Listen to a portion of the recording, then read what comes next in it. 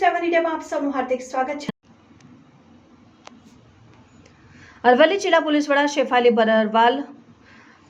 Isari police station ખાતે વાર્ષિક inspection કર્યું અને નવીન કાયદા અંતર્ગત નવા ગામ ખાતે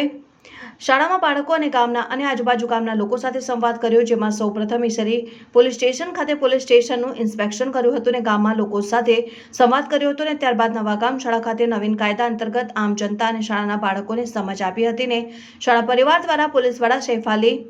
બરરવાલને પુસ્તક અને ફૂલછડી આપી સન્માન કર્યું હતું ને ઈસરી પોલીસ સ્ટેશનના પીઆઈ એમ